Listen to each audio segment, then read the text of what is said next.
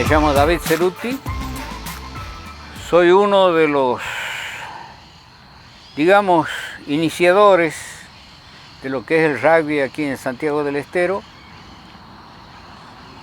La idea de jugar al rugby fue de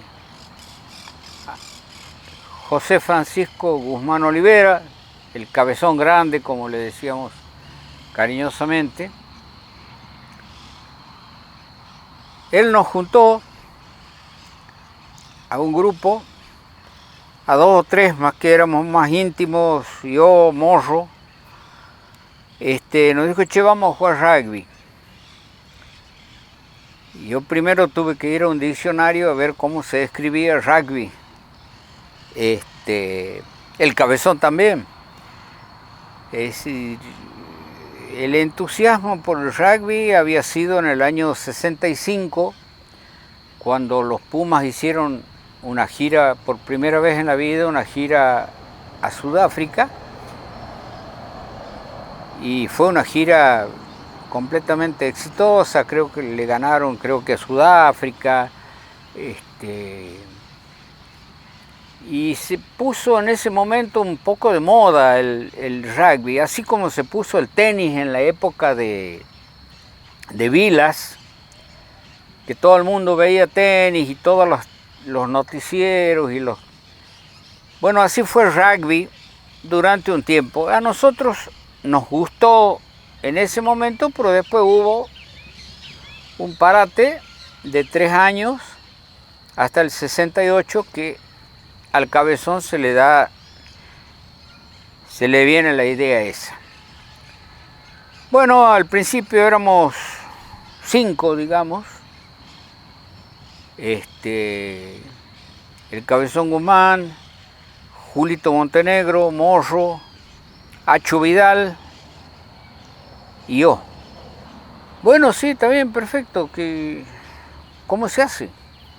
El único que sabía era Morro, que había jugado al rugby en Córdoba, estaba estudiando, algo así en Córdoba, y ahí jugó. Bueno, primero tenemos que juntar firmas. Entonces, a todos changos que veíamos, changos, changuitos, changotes, grandes, chicos, medianos, le decíamos, che, queremos jugar rugby, habíamos hecho una planilla. Sí, en el lawn tenis, bueno, firmamos. Eso le llevamos al club, a la comisión directiva.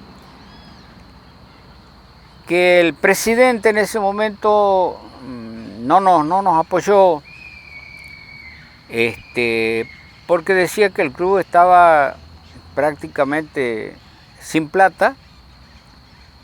El único deporte que estaba medianamente activo era el tenis y un poco la pelota paleta. Pero al ser deportes individuales, se reducían a sus espacios de juego y nada más. Recuerdo que en esa época entraba uno al club y había una alfombra de 20 centímetros de hojas en todo lo que era el club porque no había actividad. Había un poco de actividad por la primera entrada, que es donde está la última pileta que hicieron, que antes era una cancha de básquet. Y por ahí estaba la entrada con los portones que están ahí, apenas uno entra al club los ve a la derecha. Se entraba directamente hasta la cantina, que era una pieza chica, 1 o 2 piezas chicas. Y esa era la vida del club, ir a la cantina de los que no jugábamos al tenis o a la pelota paleta. Un deporte que sí lo practicamos y era pero muy exigido, era jugar al sapo y a las bochas. Había una cancha de bochas. Bueno, el presidente nos dijo que no, que la poca plata que tenían la habían gastado en un proyecto de muchacho Sialle, que era judoka. Había presentado un proyecto de implementar el judo en el club, que al final no prosperó, se murió, y bueno, que la única plata que tenían la habían gastado ahí. Nosotros seguimos, decimos, bueno, no, algo vamos a hacer. Y nos apoyó mucho en ese momento el vicepresidente, que era el doctor Ferreira, el padre de Kiki Ferreira. Él nos habló, nos juntó, nos dijo, denle muchachos, sí, la verdad que no hay plata en el club, pero lo que podamos hacerle, lo vamos a ir apoyando, vengan, reúnanse aquí, tienen un lugar. Así que entre él y el que era intendente en esa época del club, no recuerdo el apellido, bueno, él nos apoyó bastante porque él nos hizo más o menos una especie de vestuarios ahí donde eran los vestuarios de las piletas, nos habilitó eso para nosotros y nos entrenábamos. A todo esto se fueron sumando gente. Por ejemplo, una vez habíamos logrado juntar la plata para poner luz, para poder entrenarnos de noche. Y las luces que habían eran esos reflectores así grandes, con esos lámparas incandescentes así, que es la que había en las calles. Bueno, pusimos palos y lámparas, cables, y allá, atrás de esa construcción que está por ahí, estaba el pilar de entrada del... Entonces fui, yo que era el técnico, entre comillas, fui a hacer la instalación. Y me encuentro con una instalación trifásica, con un cable negro, un rojo, un azul y un marrón. En electricidad siempre elegimos el negro negativo y el rojo positivo. Bueno, hago la instalación, prendemos, andaba lindo, se hace de noche, prendemos, era una luz espectacular. Y qué belleza, por ahí, ¡pum!, un foco revienta. Bueno, estábamos ahí dentro, ¡pum!, otro foco. ¡Pum! Para, algo pasa. Que era el que había hecho el tablero, el negro en vez de hacerlo neutro, lo había hecho vivo. Entonces yo le puse dos fases, en vez de 220 le está 380. Claro, los focos triplicaban su intensidad, pero no duraban. Tuvimos que hacer de nuevo la instalación y comprar focos nuevos. Y bueno, ya empezar a cuidar el césped, ya a cortarlo, a turnarnos para cortarlo. Y empezaron a aparecer cada vez más caras nuevas que lo iban renovando el club. Yo muchas veces le esquivo a la palabra fundador, porque si bien esos 5 hemos sido los primeros en empezar, sin los que nos siguieron después, esto fracasaba. O sea que yo pienso que tiene tanto valor el que tuvo la idea como el que le ayudó a concretar la idea. Entonces así aparecieron, muchos que todavía andan, Toño Médez, el Ñato Bellido, Carlín de Ayolde, que también sabía jugar, Carlín ya había jugado en La Salle. Y bueno, llegamos a formar un número bastante interesante y ahí decidimos que teníamos que darnos a conocer. Entonces fuimos a Liberal, acordamos una entrevista en el diario y nos dieron una media página, creo que fue. Fuimos a sacarnos la foto todos de traje y éramos tantos que no entrábamos y nos sacaron en la vereda. Ahí la tengo la foto. En la vereda, todos la mayoría con traje, corbata, y la noticia de que había un grupo de gente entusiasta que quería jugar al rugby en Santiago. En ese momento pienso que mucho más del 90% de los santiagueños no tenía idea de lo que era el rugby. Entrenábamos aquí al frente, allá donde es ahora Arquitectos, que era un pozo, la cancha del hoyo le decíamos, ahí era nuestro lugar de entrenamiento.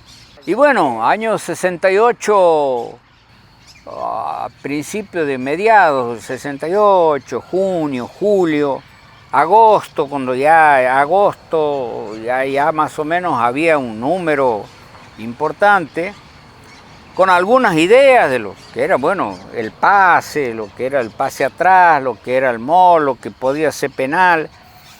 Y ahí apareció el arquitecto Cisneros Saavedra, que nos vio con una pelota de rugby y se acercó a nosotros. Él había jugado en su juventud al rugby, entonces dijo, muchacho, yo los voy a ayudar. Y fue una especie de digamos, director técnico, donde nos empezó a enseñar ya lo grueso, es decir, ya a distribuirnos en la cancha, a cómo avanzar, cómo no avanzar. Recibimos muchísimo apoyo del que en su momento era el director de turismo, el señor Molinari, Hipólito Molinari. Tan es así que nos habilitó la oficina de él, que estaba ahí arriba de donde está turismo ahora, pero todo el edificio era de turismo. Él arriba tenía sus oficinas, entonces en la oficina de él nos reuníamos porque teníamos teléfono, teníamos máquina de escribir, teníamos todo para, si queríamos mandar notas, qué sé yo. Hablamos con los clubes de fútbol, había presidentes que nos conocían, que eran socios del club, Mitre, Santiago, bueno, Comunicaciones, por ejemplo, en Huaycondo. En ese interín también apareció un tucumano que ya vivía en Santiago, un personaje, sabía mucho de rugby, él era prácticamente, no sé, un entrenador en un equipo en Tucumán, y él también nos dio una mano grande. Al poco tiempo de que ya empezamos a marchar como un equipo, medianamente había un equipo ya, aparece Forestales Rugby Club. Santiago del Estero era la única provincia del noroeste que tenía una facultad de ingeniería forestal. Entonces la mayoría de los estudiantes eran del litoral, formoseños, chaqueños, correntinos. Ellos ya jugaban hacía muchos años al rugby. En todo ese interín también muchos tucumanos nos ayudaban. Había un jugador, tampoco me acuerdo, si era de Tucumán Rugby, me parece, o de Uni, que se venía solito, callado, todas las semanas a entrenarnos. Era muy buen jugador, eran dos hermanos. Quería tanto el rugby que se murió en la cancha, jugando al rugby. Bueno, entre el otro tucumano, que tampoco me acuerdo, que es conocidísimo, muy querido por nosotros, nos enseñaron bastante.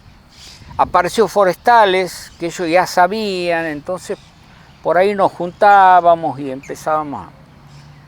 Y así llegamos a hacer el primer partido oficial de rugby en Santiago del Estero. Jugamos contra Lince Rugby Club de Tucumán.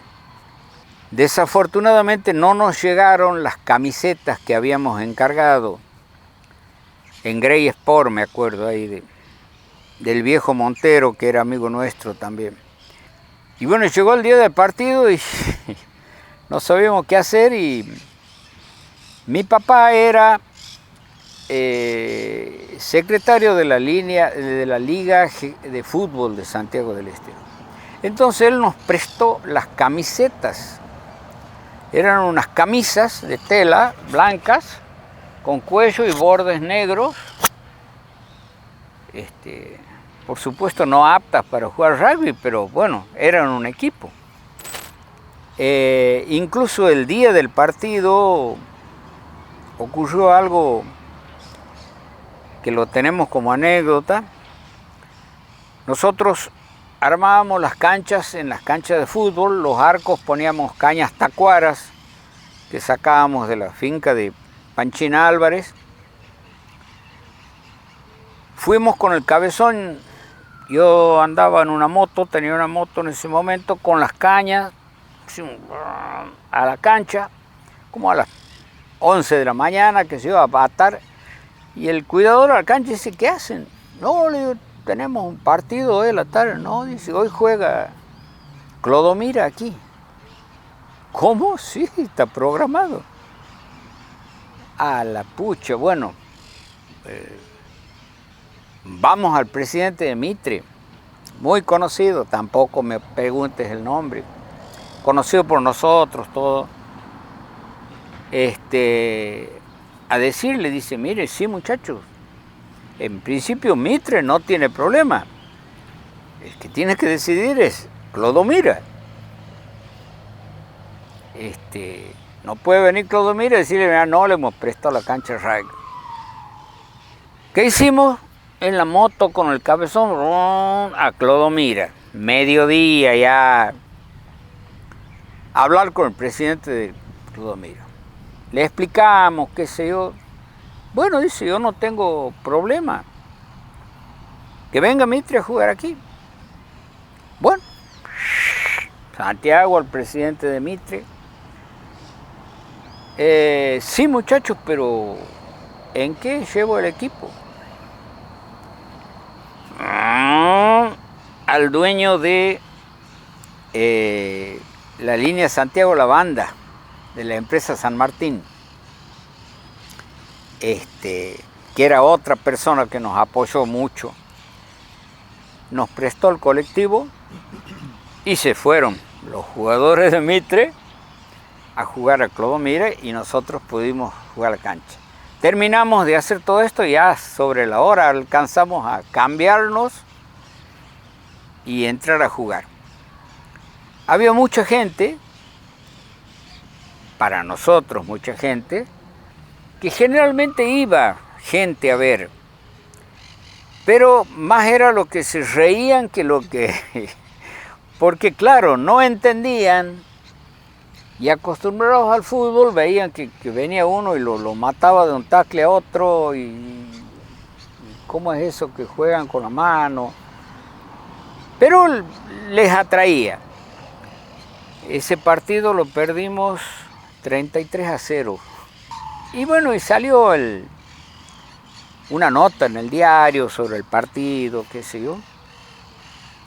Con ese entusiasmo de ese partido y de la difusión que tuvo, hubo gente que empezó a formar. Se formó el Santiago Rugby Club, sí, en los 70 y pico. No, ya se me confunden las fechas. Aparece Santiago Rugby, aparece la Industrial y aparece Mitre también con un equipo de fútbol, de rugby, perdón. Entonces, de ahí quedan 4 equipos y se forma la primera Unión Santiagueña de Rugby, que la integramos todos, yo estaba, todos los que habíamos estado al principio de cada equipo. El presidente fue elegido Molinari, porque realmente, una anécdota de Molinari, nos entrenábamos con una pelota que tenía morro, que ya era redonda, porque tenía tantos años, era de cuero, era más redonda que ovalada. Bueno, un día que estábamos en entreno, para un auto, se baja un tipo con un paquete, dice, de parte del director de turismo, una bolsa, abrimos la bolsa, una Pintier, una pelota. Si nos hubieran regalado un auto en ese momento no nos alegrábamos tanto. Bueno, Molinari fue elegido presidente de la Unión de Rugby y empezó el campeonato oficial de rugby. Se juega el primer 72, creo que es, che. Por aquí lo tengo a la foto con el equipo, ahí está el... Y salimos nosotros, el lawn tenis, campeones. Fuimos los primeros campeones que hubo de rugby oficiales en Santiago del Estero. Bueno, así fuimos jugando. Era otro rugby, totalmente distinto al que se juega ahora. Antes, el juego lo hacían mucho más la línea que los forward. Si los forward tenían nada más que la misión de conseguirle la pelota para que la línea juegue. Ahora es prácticamente un juego de forward que van ganando metro a metro, metro a metro, hasta que logran el try. Se juega y pasan unos años, tampoco me preguntes cuándo, año 80 puede ser, puede haber, ganamos, no sé si todos, pero el 90% de los campeonatos que se jugó desde ese momento lo ganaba el lawn tenis. A pesar de que Forestales tenía un equipo muy bueno, muy bueno. Santiago Rugby no tenía a lo mejor tanta calidad de juego, pero tenía un corazón y un empuje y un amor por esa camiseta del club que habían formado, que era digno de admiración y hacía que los partidos sean a muerte. Pero ¿qué pasa? Terminaba el partido, inmediatamente era el tercer tiempo. Generalmente hacíamos los terceros tiempos en un kiosco que había en La Libertad y Olaechea, donde ahora se está levantando un edificio del Nuevo Diario, no sé de qué. No sé si era de Tinti Vitar, no me acuerdo de quién era el kiosco. Y ahí tenía una especie de patio, un kiosco chiquito, y ahí nos juntábamos. Y los terceros tiempos era desde las 4 o 5 de la tarde que teníamos el partido hasta las 10 o 11 de la noche. Y algunos seguían por otro lado. O sea que era una cosa, era una institución que se la respetaba al tercer tiempo tanto o más que al partido. Por supuesto ahí se olvidaban todos los roces que podían haber existido en el partido. Muchos éramos amigos, por supuesto, aquí en Santiago era chico Santiago, nos conocíamos todos. Los fines de semana, los boliches salíamos juntos, había grupos de distintos equipos. Vino un parate, no sé por qué, se fueron disolviendo los equipos, los de Forestales se recibían y volvían a sus ciudades natales, se desarma Forestales, se desarma la Industrial, lo que podía haber habido de Mitre también, y quedamos con Santiago Rugby también empieza, y quedó prácticamente como club, como equipo orgánicamente hecho el lawn tenis. Y decimos, bueno, ¿qué hacemos? Tenemos equipo, tenemos club, sabemos jugar. Nos afiliamos a la Unión Tucumana de Rugby. Fuimos a jugar a Tucumán. Jugábamos un fin de semana en Tucumán y el otro fin de semana venía a Tucumán a jugar aquí. En ese interín, de nuevo con la intervención de mi padre, es digno es que lo muestre, que lo mencione. Agua y Energía, que tenía su cancha de fútbol ahí en la Salta, donde empieza la subida a la Costanera, se va hizo su cancha en la banda. Y mi padre emite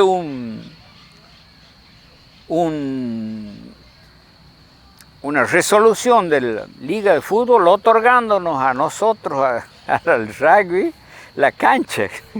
Sin ninguna autoridad, por supuesto, eso era de la municipalidad.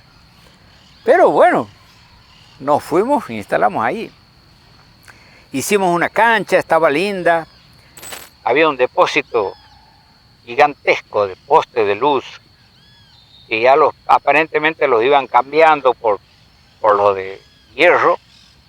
Así que íbamos de noche con algunos colimbas que él sacaba, cargábamos en un camión y con eso hicimos toda la cerca perimetral de la cancha. Teníamos el asesor logístico que era Verón. Verón era un mozo que, bueno, nos habíamos criado con Verón aquí o en, qué sé yo, en La Ideal, era mozo más conocido de Santiago. Vivía enfrente de la cancha. Verón tenía ahí una especie de kiosco y nos vendía bebidas, que si hoy al último por ahí ya las bebidas fueron cada vez más en aumento, entonces la Unión prohibió el consumo de alcohol en los partidos de rugby. El primer partido que aparece después de la prohibición, aparece Verón con una fuente grande de esas que había antes, y en la fuente teteras y tacitas de té que yo estimo eran de plata. ¿De dónde habrá ido sacando Verón en su...? Y te ofrecía tetín o té blanc. Entonces, no, tetín servía de una tetera, té blanc de otra tetera. Bueno, fuimos a Tucumán, le ganamos el campeonato de segunda, que era en ese momento, el campeonato clausura, y al otro año ganamos el campeonato anual en Tucumán. Entonces para Tucumán ya pasó a ser un problema, porque veo un equipo de afuera, nuevo, que ellos habían sido nuestros maestros y le ganábamos. Y empezaron que no, que a ellos les costaba, que los equipos se molestaban de venir todo, pasando una semana, y nos desafiliaron. Volvimos a Santiago. Bueno, ¿qué hacemos? Bueno, ahí decidimos que los viejos,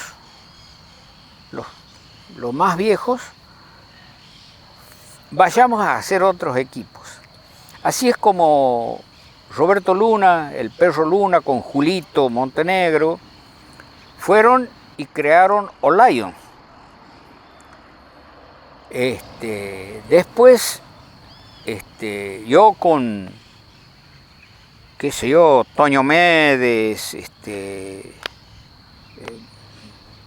varios más, Martinelli, y Bachiche Martinelli, y algunos más, nos fuimos y fundamos la Católica. Fuimos a hablar con el rector de la Católica, nos dio apoyo, nos dio un lugar para hacer la cancha. Y la cancha en vez de pasto era cadillo.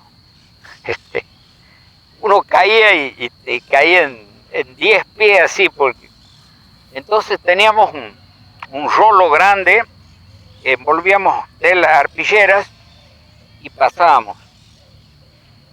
En una media pasada ya había que sacar la arpillera y prenderle fuego, porque era una sola cosa. Había cadillos y rosetas, hasta había una perrita ahí que era de la cancha, se llamaba Roseta, porque logramos salir campeones en un año con la Católica, y ahí se volvió a formar la Unión Santigueña de Rugby.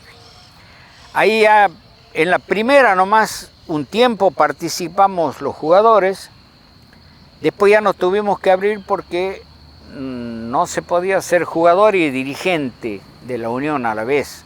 Entonces los que jugábamos nos abrimos. Y en esta segunda etapa, en la segunda etapa de esta, no recuerdo quién fue presidente. De la primera sí tengo las actas, todo. De la segunda no. Y ahí sí tuvo ya su envión definitivo, digamos, el rugby. Y lo que sí fue positivo, que se fueron formando equipos en el interior del país. Hoy en día Añatuya tiene un equipo fuerte. Fue un jugador, Cosos Pérez, de aquí del lawn tenis, a vivir a Añatuya, porque él era de Añatuya, y ahí formó un equipo. Y ahora hasta los Juríes tienen equipos de rugby. Hay muchos el interior, muchos equipos. Los viejos dejamos de jugar ya por decantación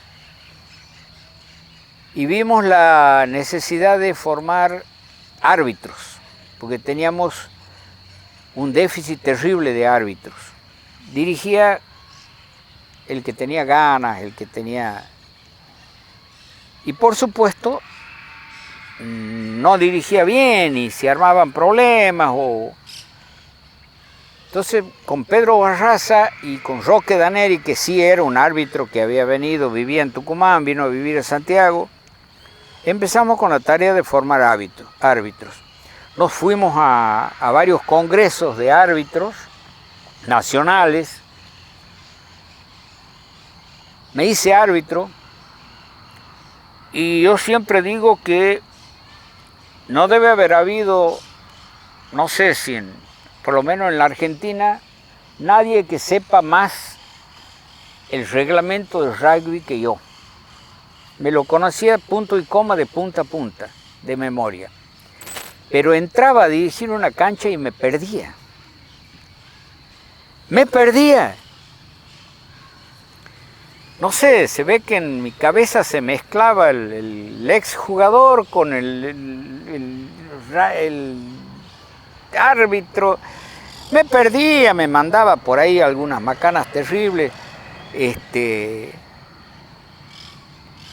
Bueno, pero pensábamos que había que enseñar con el ejemplo. Y ahí fue que se fueron arrimando personas que ya habían dejado de jugar y vieron que era una forma de seguir dentro de la actividad siendo árbitro. Y logramos formar los árbitros. Después de esa experiencia entré en la Unión de Rugby.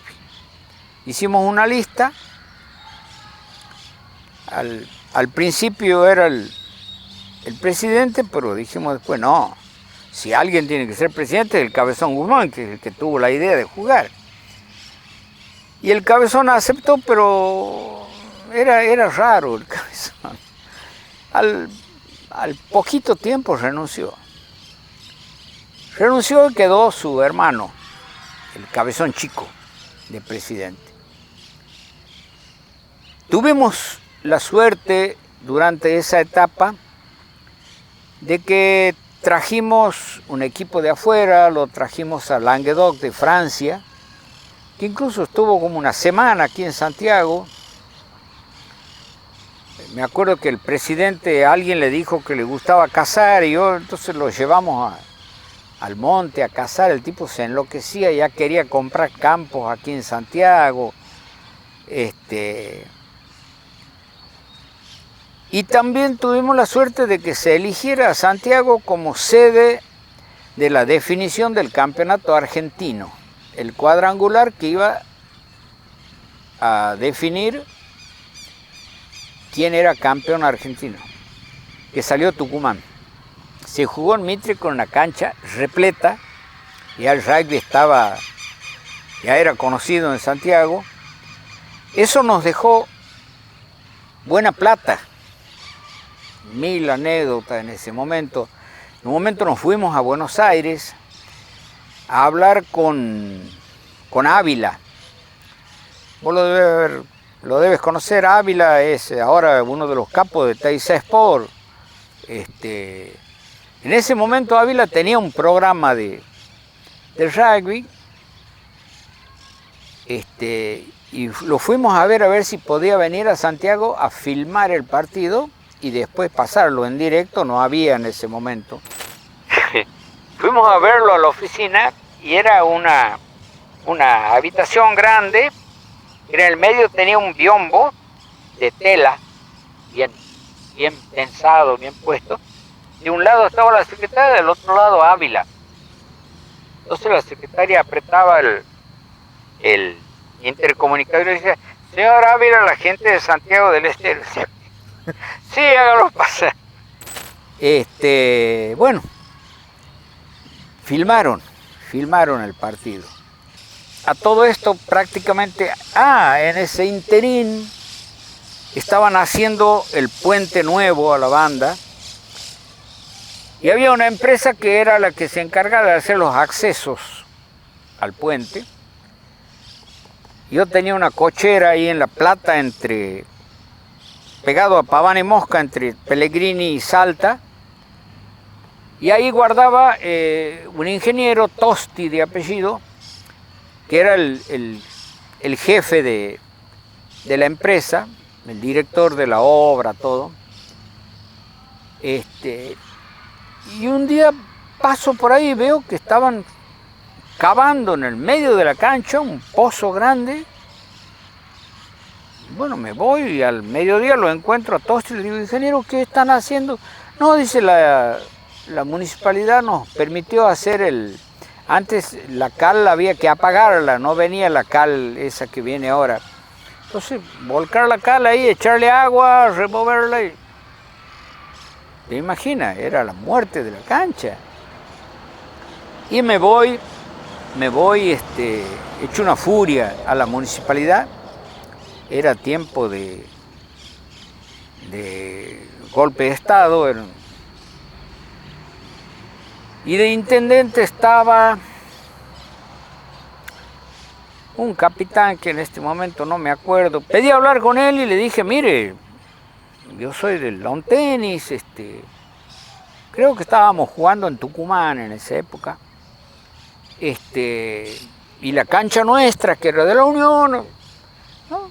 El tipo va, llama a una persona, le trae unos papeles, me muestra una autorización de la Unión Santiagueña de Rugby a que usen eso. Si bien ahí decía con el compromiso de la empresa en dejar la cancha en las mismas condiciones, nosotros decimos, nunca más va a quedar. Bueno, por suerte la empresa algo cumplió, entonces cavó y sacó todo la cal que podía haber quedado, rellenó con tierra buena y quedó más o menos, el aspecto de una cancha o por lo menos un espacio. Entonces ahí nos vino la idea de hacer la sede ahí. Teníamos plata. Es más, Quito Tumas, que era un jugador nuestro, el hermano tenía una empresa de constructora, dijo, muchachos, ustedes pongan el material, nosotros le hacemos la obra. Hacemos una oficina con un salón para reuniones y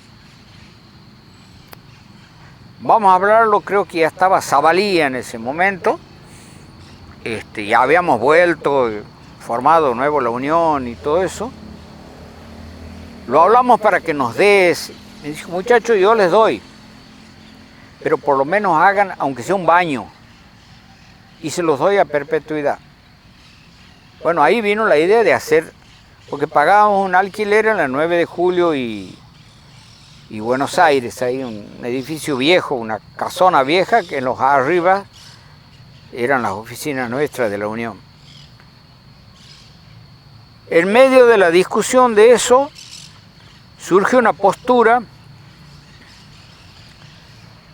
de usar esa plata y comprar, no sé, 20.000 kilómetros de colectivo, para que cuando tengan que jugar los equipos, sobre todo las inferiores que ya empezaron a aparecer, tengan ya pago el colectivo. Me acuerdo, yo hablé, le dije, no, muchachos, cuando hay que viajar, la muchachada se arregla, hace rifas, hace bailes, pide plata, vende empanadas, pero juntan la plata y viajan. Nunca han quedado sin viajar. Mientras que ahí vamos a tener la sede y la cancha para siempre. Bueno, la comisión se había renovado parcialmente, entonces los que teníamos esa idea no éramos la mayoría y ganó la postura de comprar. Entonces ahí fue cuando se me hizo un crack con el rugby. No pisé más una cancha de rugby, no fui ni a ver los partidos, me desentendí completamente. hasta ahora que juega mi nieto. Entonces ahí eso me hizo volver por lo menos a ver los partidos. Tuvimos grandes errores los que iniciamos esto. El gran error es no pensar en el futuro. ¿Qué queríamos nosotros? Que llegue el fin de semana y jugar al rugby. Ese era nuestro único fin y propósito y esfuerzos.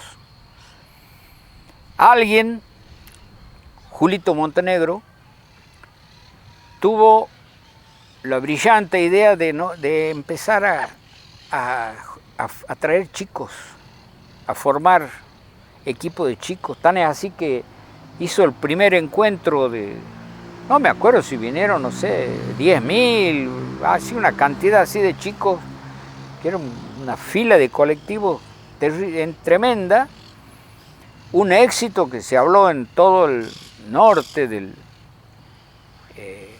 encuentro ese, y Julito fue la persona que nos abrió los ojos, no tanto a los viejos, sino a la gente que se había ido acercando nueva,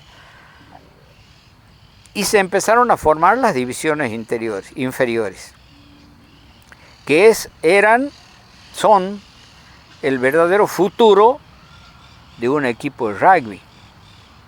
Porque claro, los viejos nos íbamos yendo y había que poner gente en su lugar, y a poner otra vez gente que no sepa nada, a alguien que ya venga jugando, era una diferencia grande. Bueno, ese fue uno de los éxitos de los Lions, que Julito Montenegro supo ver ese futuro y trabajar con los chicos, y fueron los primeros que tuvieron divisiones inferiores y fueron formando equipos, y no tan solo formaron jugadores y buenos jugadores, sino jugadores que querían su camiseta porque sabían que ese club había nacido de la nada, totalmente de la nada, porque lo que le habían dado a ellos era un espacio. Y bueno, así pasaron tantas cosas, el tema de la cancha, de aquella cancha, fechas, incluso se me mezclan tantas cosas. Lo que sí te puedo decir es que, sobre todo con el Cabezón Guzmán, trabajábamos de lunes a viernes constantemente en esto. No, al contrario, es un gusto poder hablar de esto, aunque con muchas lagunas mentales, con nombres y fechas sobre todo. Heraclio Acosta. Heraclio Acosta era el santiagueño ese que nos ayudó muchísimo, que vino de Tucumán, que estaba viviendo en Tucumán. Heraclio fue como un padre para nosotros.